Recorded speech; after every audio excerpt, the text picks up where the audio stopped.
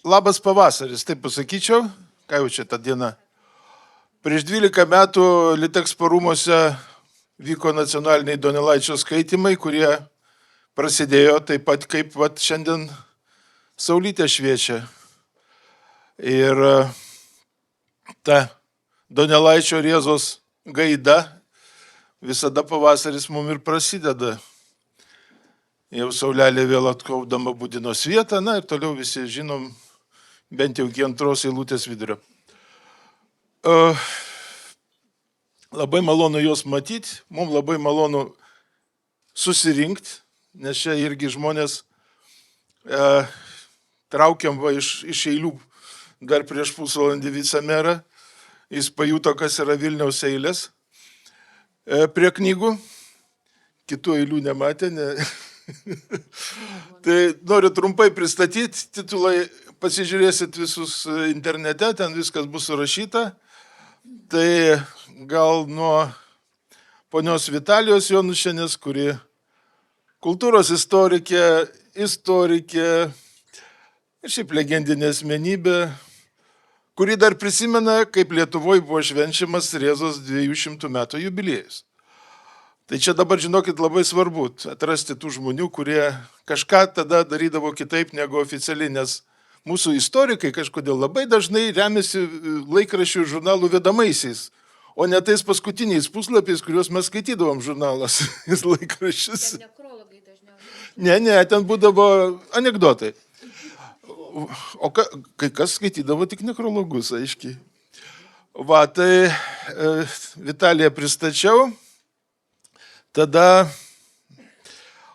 ten jūsų tas institutas, gal užteks Klaipėdos universitetą? Kiek to? Gerai. Užteks Klaipėdos universitetą, tai yra Silvija Pocytė, kuri dabar laiko kaip Atlantas, ten ir iš Kuršių marių, ir iš Baltijos pusės Neringos garbę, perėmė iš, manau, Nijolės Trakauskaitės, kuri irgi laiko, bet jinai taip, kaip sakyti, jau tokia daugiau kaip dvasinė vadovė, su kuria visi bendrauja, bet nieks jos nemato.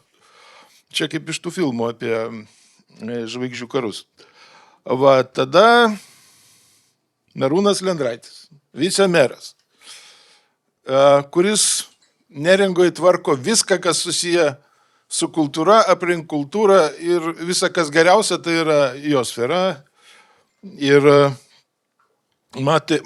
yra matęs suskaičiavęs visus briedžius kelyje, stirnas, kiškius, lapes ir šernus. Nes laksto vis pastoviai, ten žinau, kad policija jo nestabdo kažkodėl. Na ir Valdas Rakutis, Dieve, kiek čia reiktų sakyti, Seimo narys dabar, gali nebūti, istorikas visiems laikam, lituanistinės atminties komisijos pirmininkas, konservatorius prie socdemų. Unikalu, reiškia, Lietuvoje galima susitarti ir nedaryti politikos iš kultūros. Ir ten nieks nesipyksta. Ir aš, Gytis Vaškelis, Lietuvių literatūros tautosakos instituto leidybos centro vadovas. Tai dabar tie, kurie arčiau tie mato, padėjom jau septynis Rėzos raštų tomus. Liucija Citavičiūtė perdoda jums linkėjimus, jinai tokiuose dideliuose renginiuose nesilanko, sako, aš geriau darysiu toliau 8 tomą. Tai 8 tomas bus proza ir paskui galėtų būti kokie 4-5 tomai, apie ką kol kas nežinau. Liucija atsisakinėja, reikia ieškoti žmonių, kurie užsimtų tuo toliau. Bet visa tai yra Rėzos palikimas, Martyno Liudviko Rėzos palikimas, kuriam 250 metų, jeigu ne kuris tokia konstrukcija, jeigu ne jisai, tai, kaip sakė Maironis su Baranausku, nežinau, ar kartu ar atskirai, kad jie lietuviškai nebūtų pradėję rašyti, jeigu nebūtų Donelaičio metų skaitę. O jeigu ne Rėza, kada tą Donelaitį dar kas būtų išleidęs, gal būtų pradingęs, gal būtų kas išleidęs, bet kuriuo atveju mes savo lietuviškąją tą šaką skaičiuojame, matuojame būtent Donelaičio matmeniu Ir jeigu rimtai, tai aš tai pagalvoju, kad mes Rėzos nelabai turim kur švęsti. Gimtoji sodyba užpustyta, Karvaičių vietoj keli stulpai stovi su informacija apie buvusius Karvaičius. Į Rasytę nenuvažiuosi. Naglėse dar gyveno, bet Naglių irgi nėra. Kaukinai už sienos, Karaliaučius už sienos. Tai iš principo galėtume tik tai pagal Rėzos dienoraštį, keliaudami tuo maršrutu, apsilankyti ten, kur jis lankėsi, kaip pastoriui, kaip kapelionas karo, ir keliaudamas po Europą. Lietuvoje Rėza taip pat nebuvo. Nors pagal dabartinį žemėlapį, tai Karvaičiai kaip ir Lietuvoje. Bet tuo metu jis buvo Prūsijos pilietis, savo eiles dedikavo karalieniai Liuizai, didžiajam kunigaikščiui. Ir tai netrukdė jam laikyti save, nesakyčiau taip tiesiai lietuviu, bet kuršininku tai tikrai, nors savo tokį susikūrė vardą Gedimino ir vadinosi Gediminu ir sakė, aš kadangi noriu lietuvius atstovauti, tai noriu būti Gediminas. Tai va taip su to Rėza sunku šiandien apie jį kalbėti. Toli jis nuo mūsų, metus pradėjom gražiai, Lietuvos radijas čia beveik visus kalbino, bet kažkaip jų pirmas klausimas, sako, Neringa švenčia. Tai aš sakau, palaukit, Lietuva švenčia, gal kažkiek net ir Vokietijos dar švenčia. Neringa tai aišku, kad švenčia, Neringa gyvena tenai ir švenčia, visą atvežė programą čia, jums skaitys visus punktus, 20 minučių kokie. Praleisdama kas antrą. Bet iš tikrųjų tai,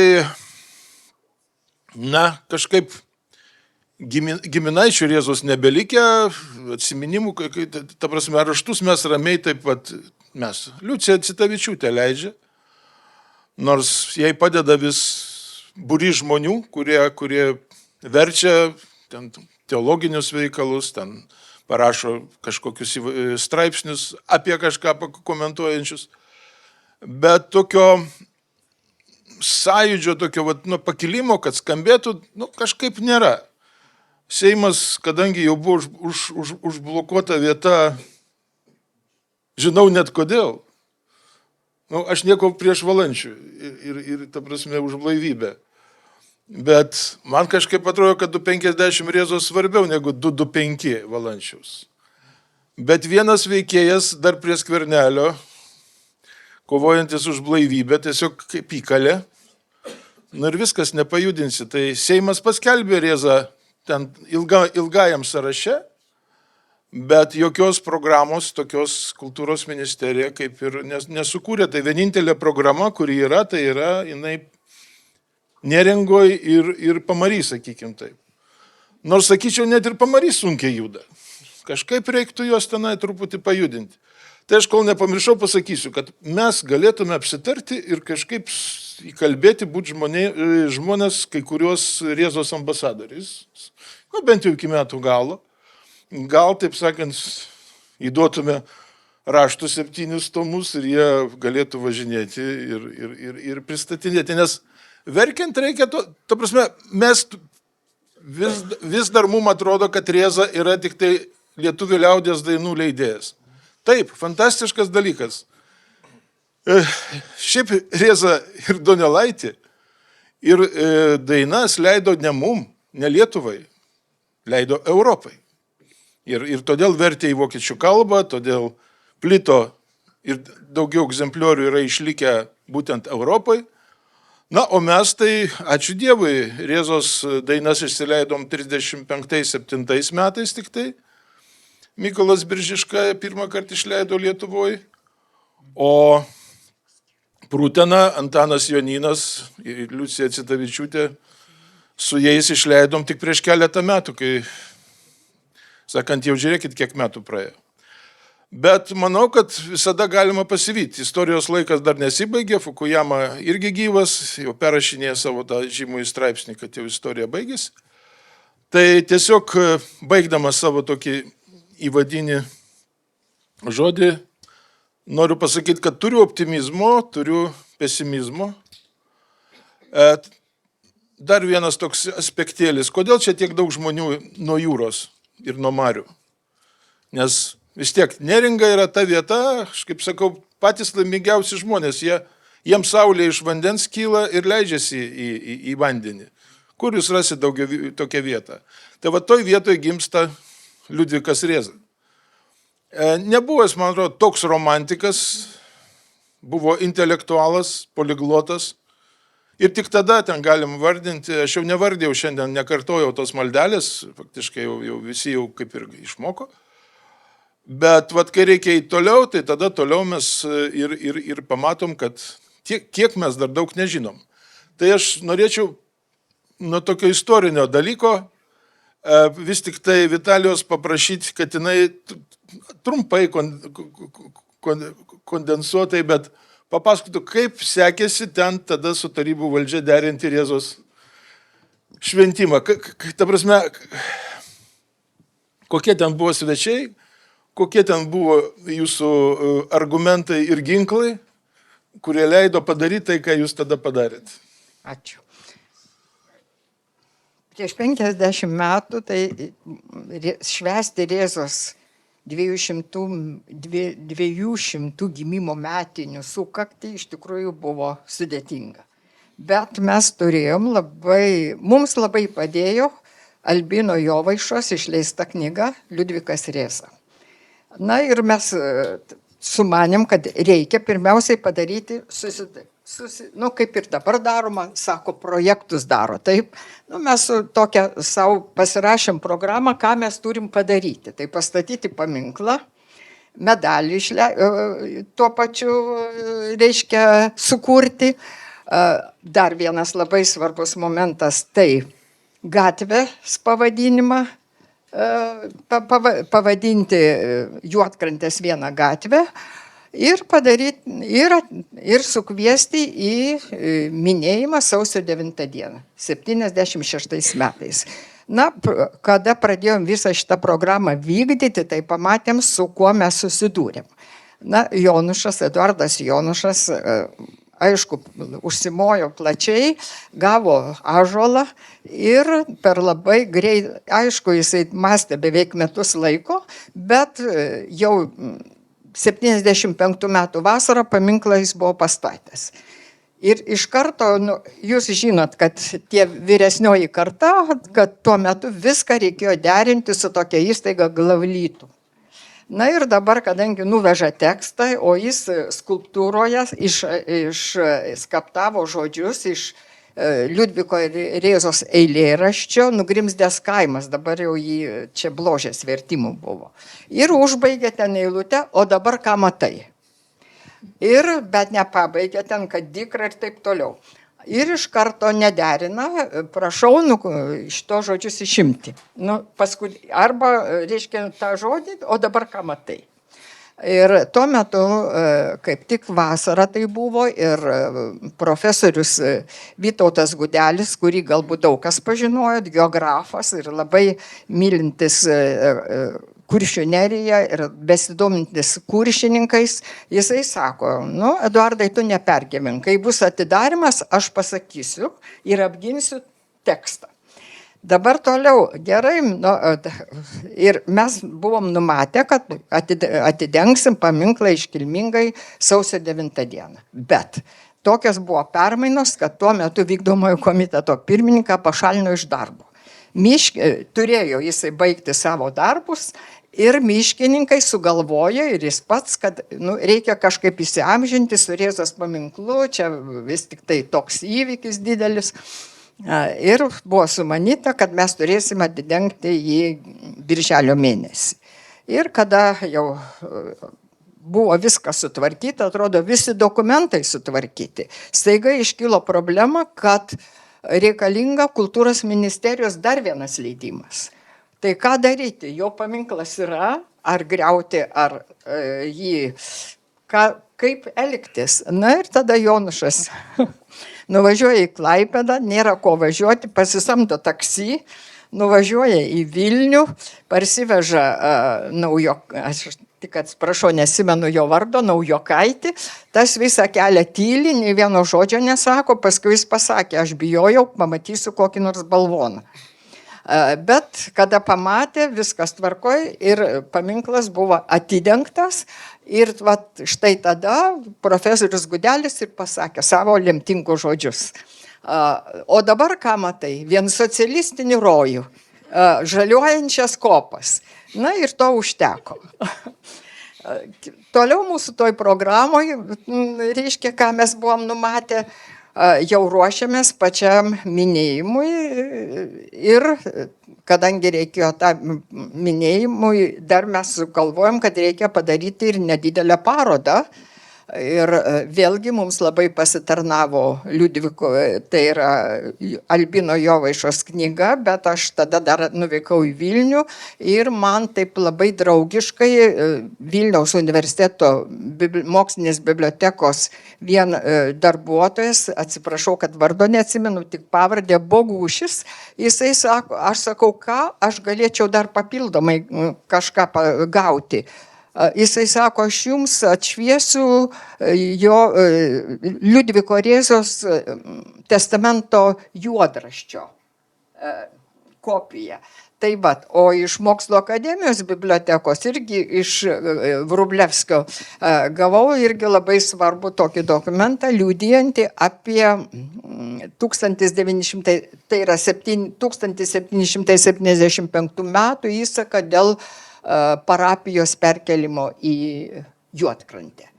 Tai va šitie darbai buvo padaryti, na, o pats tas minėjimas, kaip minėjau, tai buvo svarbiausia, tai kad mes pakvietėm Albiną Jovaišą ir jis tada jis mums, tai buvo pagrindinė medžiaga tuo metu.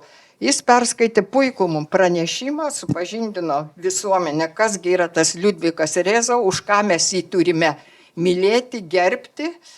Ir tuo pačiu, reiškia, tą pačią dieną, ir profesorius Gudelis irgi savo pranešime labai gražiai nušvietė visą tragediją Karvaičių kaimo.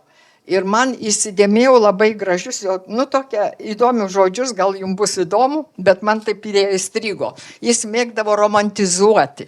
Ir jisai pasakoja, kaip Karvaičių gyventojai su monstrancija ėjo per kopas ir nešė į Juodkrantę, į bažnytėlę monstranciją. Čia toks, žinot, rekonstrukcija tokia, kad žmonėms būtų įtaigiau.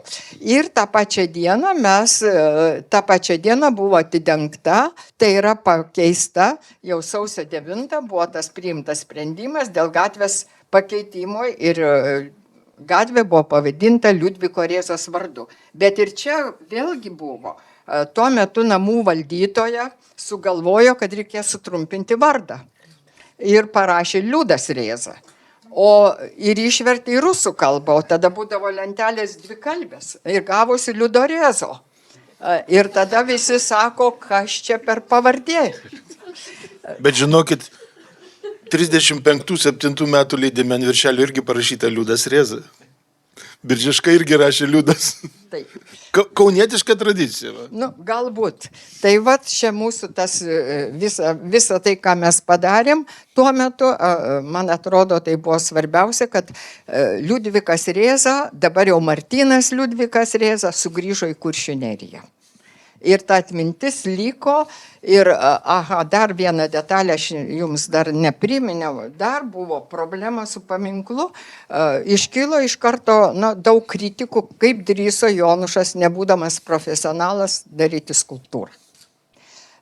Taip, bet paskiau kažkaip tai nurimo ir aš labai džiaugiuosi, kad lyg praėjus 20 metų Juodkrantė iš tikrųjų jau yra akademikas, o čia buvo Rėza romantikas.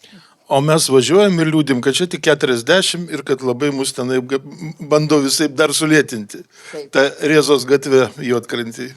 Taip, ir reikėtų ir padėkoti ir Nijolei Strakauskaitei, kuri ir pasiūlė Rėzos premija, kuri teikiama kasmet. Ačiū. Jau už kiek, dėmesį. 18 metų. Taip.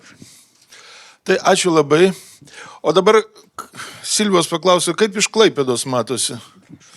Kaip matosi Rėza iš Klaipėdos ir kaip jūsų žvilgsniai, ar skiriasi į Neringos pusę nuotaikos ir į Vilniaus pusę, ar Kauno pusę, kaip norit pasirinkit, kurį norit. Ten daug maž ta pati, ten sako, dabar kelias, jūs nuo mūsų bando atskirti, ten visokios duobės atsiranda, padangas pjausto kažkas. Na, bet kaip nors. Labadiena. Iš Klaipėdos gerai matosi. Neringa ir Martynas Liudvikas Rėza. Iki Vilniaus, aišku, gal tas matymas yra truputėlį, per tuos kilometrus jis išnyksta kaip dūmas truputėlį. Tai jau čia buvo daug kas pasakyta apie Martyną Liudviką Rėzą ir koks jis yra svarbus Lietuvos istorijai ir kultūrai. Ir galbūt tas matymas, na čia taip aišku perkeltinė prasme iki Vilniaus, galbūt jis nėra iki galo suvokiamas mūsuose. Ir tas suvokimas turbūt yra pagrinde dėl to, kad ne tik su Martynu Liudviku Rėza, bet ir su Klaipėdos krašto ir Mažosios Lietuvos istorija yra problemos suvokti jį tokiam bendrame istorijos pasakojime, nes tai buvo kraštas skirtingos istorijos. Kelių šimtų metų skirtingos istorijos, perpintos lietuviškos, vokiškos, kuršiškos, jeigu pasižiūrėtume Kuršių neriją, istorijos, protestantiškos, čia manyčiau yra pati svarbiausia istorinė detalė, kuri kartais, kalbant apie Didžiosios ir Prūsijos arba Mažosios Lietuvos istoriją, yra tokia skirties labai svarbus skirties požymis. O grįžtant apie Rėzą, tai žinoma, kaip gerbiama Vitalija minėjo, Albino Jovaišos knygoje daugiausiai Rėza tais laikais buvo pristatomas kaip folkloristas ir tautosakininkas. Apie tai, kad jis buvo Karaliaučiaus universiteto profesorius teologas, buvo paminėta, bet tai nebuvo akcentuojama. Jis daugiausiai sovietmečiu buvo traktuojamas kaip folkloristas, liaudies dainų rinkėjas, pradėjęs tą liaudies dainų rinkimo sąjūdį, kas iš ties yra svarbu. Ir praėjusiais metais visa Lietuva šventė 200 metų pirmojo lietuvių liaudies dainų rinkinio jubiliejų, bet kas mane truputėlį taip stebindavo, kad dažniausiai būdavo paminimas pirmojo dainyno pasirodymas, bet nei kur jis pasirodė, nei kas jį išleido, ne visada būdavo, ne tiek, kad ne visada, bet dažniausiai būdavo nepaminima. Tai vėl čia tas toksai tarsi noras kažkaip tą kartais mūsų istoriją arba tuos žmonės, kurie tame prisidėjo labai prie tos lietuviškos ypatingai raštijos ir kultūros istorijos bendrame Lietuvos istorijos kontekste kažkaip norima, neišeliminuoti, bet tiesiog nepaminėti. Galbūt ir dėl tų priežasčių, ką aš ir minėjau, dėl skirtingos istorijos, dėl skirtingos kultūrinės patirties, ekonominės, socialinės patirties, o Rėza ne vien yra svarbus mums dėl dainyno, aišku jau Kristijonas Donelaitis, tai faktas yra svarbiausias turbūt Rėzos nuopelnas, kuriuo mes naudojamės ir jeigu ne Rėza, kažin ar prieš 2014 čia būtume visoje Lietuvoje dainavę, šokę, vaidinę, skaitę, paišę Donelaičio metus, bet yra ir kiti jo darbai, kurie galbūt nėra akcentuojami, bet jie yra labai svarbus. Jo santykis su Didžiosios Lietuvos lietuviais tuo metu 19 pradžioj, jis buvo be galo tamprus, kaip protestantų kunigui, profesoriui, jis tikrai buvo labai aktyvus ir bendravo su Didžiosios Lietuvos lietuviais, su tais pačiais ir Vilniaus universiteto intelektualais, nes jie apie 1829, man atrodo, norėjo įsteigti panašų lietuvių kalbos seminarą, kaip kad jis veikė Karaliaučiaus universitete, vadovaujamas Rėzos nuo 1810 metų. Rėza bendravo ir su kitais intelektualais ir liaudies dainų rinkimo, taip kad tas sąjūdis arba tas Rėzos darbų atoveiksmis Didžioji Lietuvoje tuo metu, kuri išgyveno okupacijos Rusijos imperijos laikotarpį, jisai buvo be galo didelis. Ir kodėl tas Rėzos suvokimas Didžioji Lietuvoje paskui sumenko, arba kodėl mes jį tik tais prisiminėm ilgus ir tarpukario laikotarpiu daugiausiai kaip folkloristą, tai aišku, čia, kaip jau ir sakiau, turbūt yra susijęs su bendru to mūsų istorijos pasakojimo tam tikrų tokių, galbūt susiaurintų variantų. Tai va, taip kad vienu žodžiu matome mūsų krašte Rėzą pakankamai universaliai, bet aš tikiuosi, kad ir visoje Lietuvoje švęs ne tik Neringa, ne tik Klaipėdos kraštas, bet ir visa Lietuva išsirinkę kažkokius svarbius aspektus, nes tikrai šitas žmogus nusipelno paminėjimo, nusipelno žinojimo, nes jo palikimas yra ne tik 7 raštų tomai, bet ir daugiau, nes jeigu ir tai tik parodo, koks tai buvo žmogus universalus ir kiekvienas jo tekstas, kiekvienas darbas yra didžiulis palikimas mūsų visoje lituanistiniai tradicijoje. Aš tai čia sąmokslo nematyčiau, manau, kad mes apie daug ką nešnekam, nes nežinom, nespėjam, arba būna tiesiog tokie istoriniai laikotarpiai, kai galima kalbėti, pavyzdžiui, tik tai tam tikrom metaforom. Ir tarp kitko, Albino Jovaišo monografijai, tai ten tikrai nemažai pasakyta.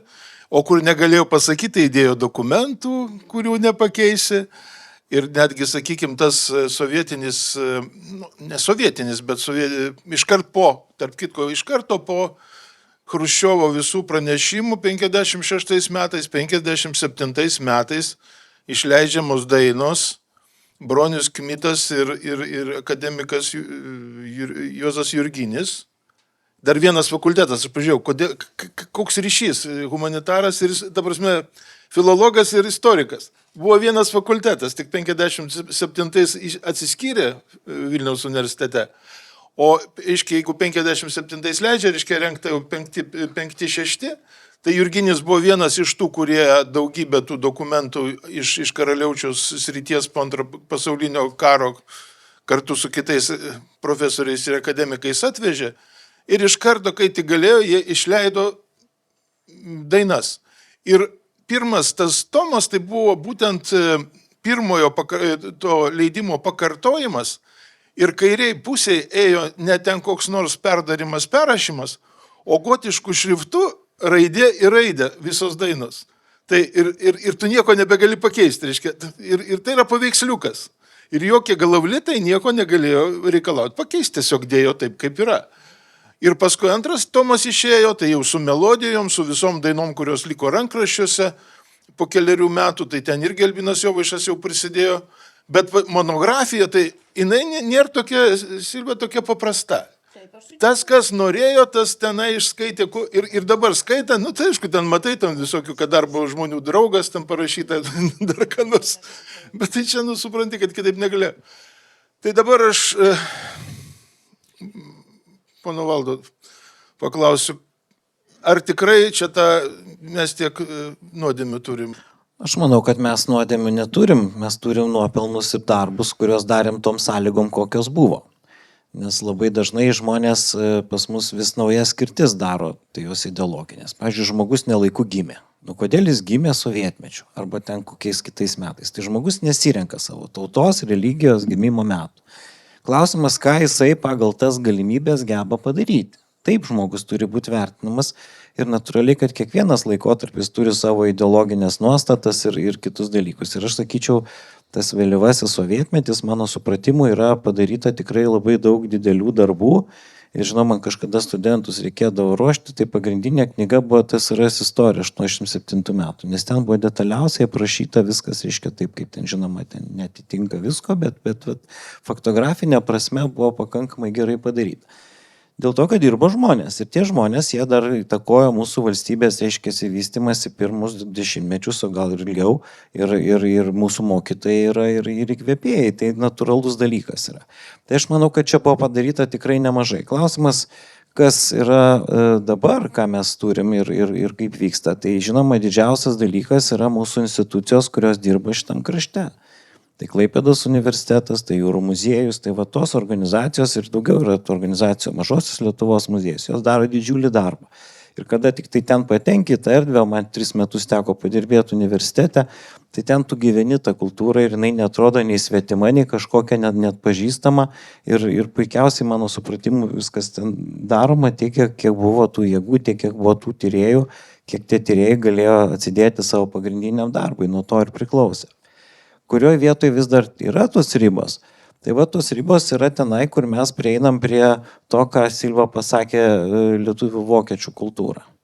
Ir čia va tas, toks mano jau gal nuvalkiotas posakis, bet jis labai esminis, kad, reiškia, jeigu lenkams kas truputį lenkas jau lenkas, o lietuviam nors truputį nelietuvis jau nelietuvis, va čia jisai ir padaro mums tą žalingą indėlį, reiškia, todėl, kad mes nepriimam tų žmonių, kurie, pavyzdžiui, kalbėjo kitą kalbą, arba gimė kitos tautos, arba dar kaip nors, jie kažkokie tokie ne mūsų, ne. O tas ne mūsų, jisai yra šita vieta, kur reikia gerokai praplėsti, nes, sakykime, ta pati Prūsijos valstybė, tai visų pirma, ne visada jinai buvo užsienis. Priklausė tam pačiam valdovui su savo atskiru statusu, taip kaip Kuršas priklausė, taip kaip Livonija priklausė. Tai va čia labai sudėtinga kam nors išaiškinti tą Nostra Livonija, kas čia per daiktas, reiškia. Bet egzistuoja toksai supratimas ir jo ženklų ir raštiško palikimo yra pakankamai daug, trūksta tyrėjų. Bet kas yra dar, reiškia, mums svarbiau, tai yra suprasti tą religinę atskirtį, nes religinė atskirtis ypatingai iš 17 vidurio, sakykime, nuo 16, nuo pačios reformacijos pradžios, tai buvo religinių karų epocha, netgi taip vadinama, reiškia, ir nors pas mus tų karų gal tokių pilietinių kokių tai nevyko, bet, pavyzdžiui, lietuvių švedų kovose, tai šito priešiškumo yra daugybė ir mes matom, kaip mūsų protestantai kunigaikščiai Radvilos negalėjo daryti karjerų arba gaišo laiką kažkam, nors įnešė iš tikrųjų kultūrai didžiulį indėlį. Tai čia šitoje vietoje, mano supratimu, yra tie apribojimai, kuriuos reikia po truputėlį mažinti ir priimti tą paveldą šiais laikais visą. Nes, pavyzdžiui, tas pats Liudvikas Rėza, jisai yra palikęs labai įdomius atsiminimus apie savo dalyvavimą Napoleono karuose, kurie niekada nėra patekę į tuos karinius tekstus, bet ten yra labai daug įdomių dalykų. Ir vienas iš tų įdomių dalykų tai yra bendravimo kultūra, kaip karo metu bendrauja žmonės. Reiškia, ir taip skamba keistai, reiškia, atvyko, padarė, kas priklauso, užėjo pas vietinį dvarininką, apžiūrėjo kabinetą, apžiūrėjo ten tą pačią biblioteką. Vat iš kur ateina žmonių bendravimas neturint interneto? Iš bendravimo, iš tokio praktiško bendravimo, kurio mūsų laikais, mano supratimu, jau gerokai daugiau trūksta, negu kad buvo anksčiau. O grįžtant dar prie to reiškia, ką čia reikėtų dar mums geriau daryti, tai mano supratimu reikia vis daugiau žmonių įtraukti į tos kultūrinius renginius, kurie yra daromi šitam krašte. Žmonės mielai važiuoja į pajūrį šiais laikais, kad jie ne tik ateitų pasideginti saulėje, bet kaip pat ir apsilankytų kultūriniuose objektuose, sudalyvautų tose pačiose liuteronų mišiose, pažiūrėtų, kaip ten viskas atrodo. Pajustų, kaip sakant, pačiupinėjimai tos kultūros poveikį ir tada pasidarys jinai savesnė, nes kada žmogus niekada su to nesusiduria, jisai tada mano, kad tai yra svetima ir vyksta atmetimo reakcija. Tai manau, jungkime, dirbkime ir netmeskime to paveldo, kuris yra truputį nelietuviškas. O dėl etnografinių dalykų, tai žiūrėkit, etnografiniai ansambliai ir ypač Pamary. Ir dabar jie gyvi visi. O gyvas sėdi pavyzdys. Mano Reelsai tie Facebook'e daugiausiai yra surinkę 1000 ten tų pažymėjimų, jo. O kai dėjau vicemero atliekamą Rėzos dainą, kuriais pristatant Rėzos dainas Juodkrantės bažnyčiui užtraukė, taip sulaukiau 30 000 ir tai, kaip sakant, niekada toliau kordo nesumušim. Tai dabar sakykit, kaip trauksite tuos visus draugus, ne tik su elektromobiliais ir ekologiniais mokesčiais, bet ir kultūriniais renginiais. Tarp kitko, galima laivų plaukti, tai nereikia jokių mokesčių mokėti ekologinių. Tai gerą dieną, mėlėjai. Tikrai smagu šį auditoriją matyti ne tik Vilniečius, bet ir neringiškius. ir gerus draugus, bičiulius, matau ir savivaldybės administracijos darbuotojus, ir abiejų kultūros centrų darbuotojus, kurie beje irgi dalyvauja šioje knygų mugėje su žinute apie Martyno Liudviko Rėzos metus, apie ypatingas galimybės aplankyti mus, patirti mūsų krašto savitumą ir panašius dalykus. Labai daug minčių iš tikrųjų sukasi galvoj, tikrai nieko kažko specialaus nėra sudėliota, tiesiog jeigu leisite keletą tokių akcentų. Na, visų pirma, Gytis labai gerai pradėjo šią konferenciją Donelaičio metais jau saulelė, o aš stoviu toje eilėje, tikrai nemeluosiu, 1,5 valandos. Ir man galvoj sukasi, Šalčio pramonė su visais ledais sugaišti pagavo, atvirai sakau, ir tikrai jauti pavasaris ateina. Tai visų pirma su tuo artėjančiu pavasariu ir aišku su knygų mugė, nes tai yra ypatingas įvykis ne tik Lietuvoje, bet ir ko gero visam Baltijos regione. Grįžtant prie Liudviko Rėzos metų programos, iš tikrųjų aš visų pirma noriu padėkoti mūsų Rėzos metų ambasadoriui Gyčiui Vaškeliui, visai lietuvių literatūros ir tautosakos, jau išmokau instituto komandai ir aišku visiems, kurie padėjo mums parengti tą programą. Neminėsiu, aš ten tų priemonių yra gyvas velnės ir tik 44, tai patikėkite, reikėjo gerą pusmetį darbuotis, bet aš džiaugiuosi kuo. Ogi tuo, kad Neringa šioje vietoje pademonstravo lyderystę ir sutelkė visą regioną. Tai kai kalbu regioną, tai turiu minty ir Klaipėdos miestą, ir Klaipėdos rajoną, Šilutės rajoną, Pagėgius. Tikrai bus projektų, kuriuose dalyvaus ir minėtų savivaldybių kultūros įstaigos, nevyriausybinės organizacijos ir panašiai. Bet žinot, kaip ir kiekviena programa, jinai turi tam tikrus atraminius taškus, tai visų pirma, aš norėčiau apie juos keletą žodžių pasakyti. Tai tikrai labai aukšta nata buvo pradėti Rėzos metai ir čia tikrai didžiulė padėka Nidos kultūros turizmo informacijos centro komandai. Mes pirmą kartą Neringos istorijoje organizavome festivalį konkursą, kuriame dalyvavo folkloro ansambliai iš visos Lietuvos ir, kaip aš sakau, tie eksperimentatoriai, kurie bando prisiliesti prie lietuvių liaudies dainų ir savaip jas interpretuoti. Tai tikrai buvo smagu matyti scenoje, pavyzdžiui, elektroninę muziką atliekantį vaikiną, kurio pavardė irgi Rėza, kuris, taip užkūrė mūsų salę, kad visi, tautiniais kostiumais dėvintis dalyviai tiesiog atsistoja, vos nešoko. Tai čia tokie, sakykime, akcentėliai apie tai, kaip mes pradėjom tuos metus. Be jokios abejonės, tai jau yra įprasti ritualai, tradicija, Rėzos metų premija Juodkrantės evangelikų liuteronų bažnyčioje. Džiaugiuosi šiandieną mūsų, reiškia, yra šiometės premijos laureatas dailininkas Saulius Kruopis. O toliau mes keliausime laiku ir be jokios abejonės turėsime, kaip jau sakiau, tokius ypatingus projektus. Vienas iš tokių tai galėtų būti paminėtas žurnalisto Edmundo Jakilaičio inicijuotas projektas Didžioji kelionė per Mažąją Lietuvą. Tai nežinau, Silvija, jūs dalyvausite ar ne, bet man lyg tik uždėjo, kad gal jūs nežinote, bet jau yra suplanuota, kad dalyvausite. Jūs suplanuota. Jo, tai o idėja labai paprasta, pagal jau išdirbtą modelį keliauti iš vienos teritorijos į kitą, kai kur laivais, kurienais, pasakoti įvairias istorijas, sakykime, tos epochos kažkokius tai įvykius priminti, visą tą kelionę lydėtų kažkokie tai... Nieko, Silvija, uždėsim lemenę.